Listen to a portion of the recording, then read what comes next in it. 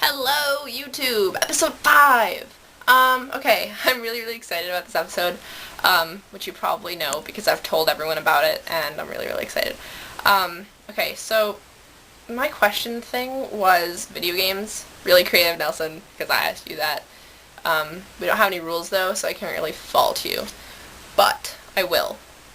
Think of something more original next time. I'm just kidding, don't worry about it. Okay, so my favorite video game is also Pokemon. Who knew?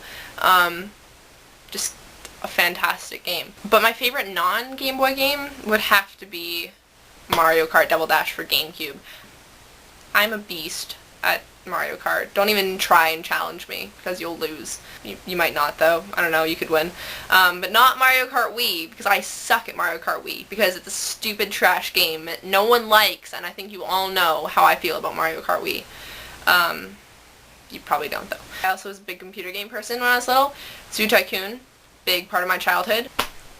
Definitely my favorite computer game when I was little was a Battleship computer game. You know, like the board game Battleship, except it was it was like a first-person type game. And my friend Abigail and I used to share the controls. Like, she would move the ship and I would shoot the guns, I guess. And you literally shot down other battleships and stuff. And when there was a fire, you press a certain key and a whale comes and like spouts water on the fire and it goes away. It was really funny. And at some points there's dolphins that follow you. It was a really cool game, actually. Kind of low tech, though. But yeah, so those are my favorite video games. My second question thing, prompt, whatever, is children's stories.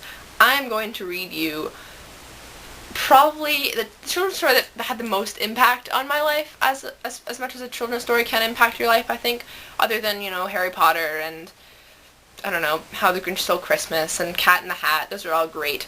I'm going to read the story of Smudge, the wombat.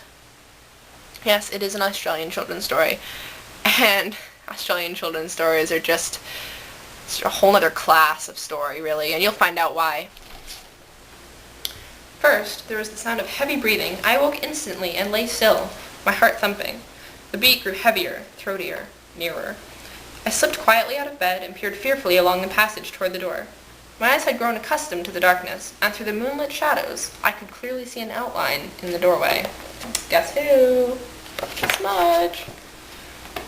A wombat, a large wombat, a light, even brown, except for a grayish patch on one shoulder. A smudge, I thought drowsily, as I went back to my room to sleep. A wombat called Smudge.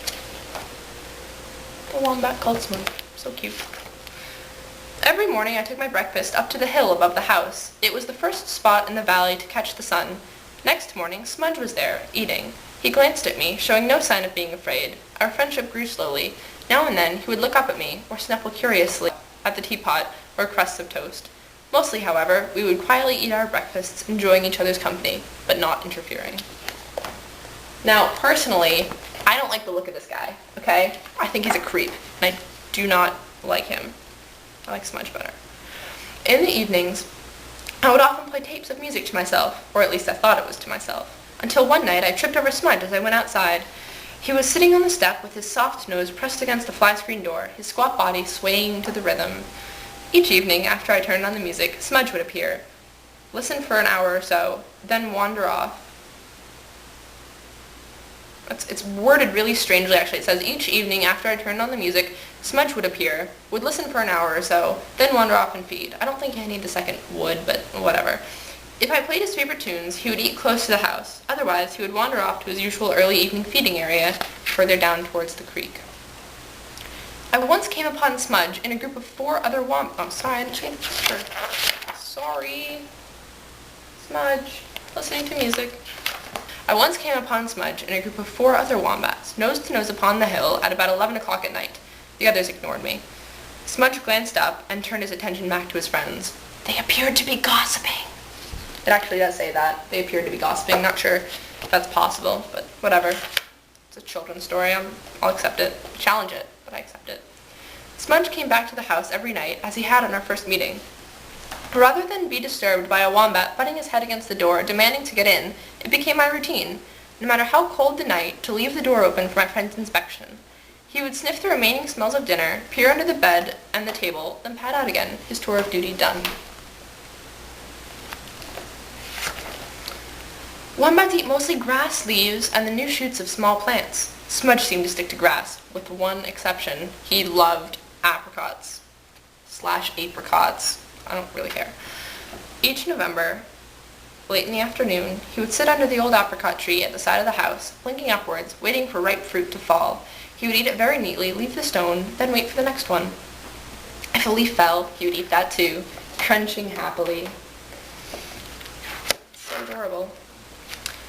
One year, I decided to dry some apricots. Smudge was underground, but an inquisitive and friendly black-tailed wallaby sat with me as I cut open the fruit. She accepted all the bad ones, holding them carefully in both paws and dropping the stones into the pile by my feet. When we were finished, I shooed the wallaby away, doesn't like wallabies, and left the apricots to dry.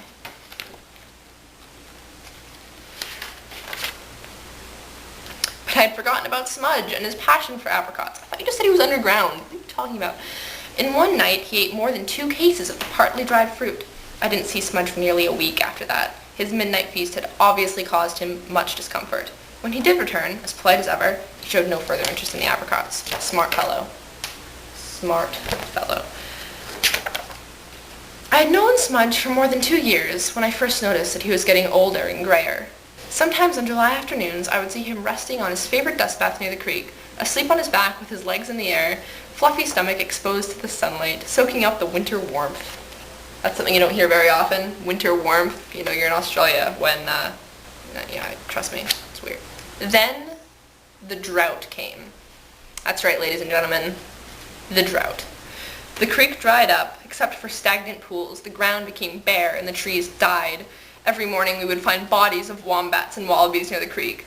Strangers heading desperately for water and dying. I saw wombats, disease-ridden and mad from the heat and starvation, banging their heads against rocks until they died, or hurling themselves into the polluted pools of the creek where they drowned. What? What happened to Smudge, happily munching on leaves and listening to music? Now they're hurling themselves into stagnant pools of water and drowning. I'm sorry. I honestly, I can't even, whatever. It's like, who writes a children's story? Is it all of a sudden, his fluffy stomach is exposed to the sunlight, and then the drought comes, except for stagnant pools of water, disease-ridden and mad from the heat. What? Somehow, Smudge survived, so it's a happy story, okay? But his once shiny coat became mangy, and he was almost blind. Painful sores appeared on his body. His hair fell away in huge tufts. His bones protruded through crusted skin. His eyes festered. I'm sorry. How do you go from somehow Smudge survived to his eyes festered? Like, what are you right now? What is this? Okay. It's ridiculous. There was no point in trying to treat him, even though we had been friends now for 4 years. Smudge and I had never touched each other, and the terror of treatment would have been worse than all the pain and suffering he was going through. I can only hope that the rain would come to fill the creeks, that the grass would grow, and that his condition would improve. Such a bastard, right? Like, oh, I've known him for 4 years. Oh, but I can't give him a bowl of water. That would just be too fucking traumatic. Are you kidding me right now? Poor Smudge. So sad. Oh, okay, finally, the rain came. Next line, okay? The rain finally came, but it was too late for Smudge. He lingered on for 3 more months.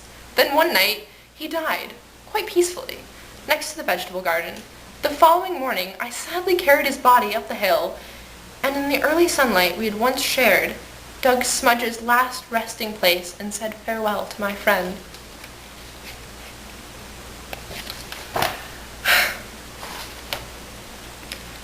Again, you go, somehow Smudge survived, his eyes festered.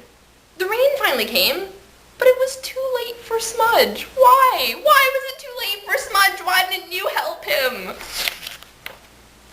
I had made friends with other native animals since then, with wallabies and possums, with lyrebirds and snakes, and even with frogs. Well, I'm glad you're friends with frogs now. That certainly makes up for killing a wombat. Thank you. But I will always remember, with a little just a little sadness, really? With a little sadness, eating early morning breakfast up on the hill above the house, and listening to music at night with a special wombat, grayish patch on one shoulder, a Smudge. My friend, Smudge. I'm sorry, does anyone else see what's wrong with this story? Look at it. It's so cute. It's so adorable. Who published this? What's even more frustrating is that it's illustrated by a different person who wrote it. And don't you think that illustrating a story like this, you'd be like, wait a minute, why are we publishing this? When you're drawing pictures of dead wombats, you know, look at that. Look at that. Look at that wombat. He's just, rib cage is exposed, and it's just not good. And that's my story. So I hope you enjoyed Smudge, the wombat. Bye!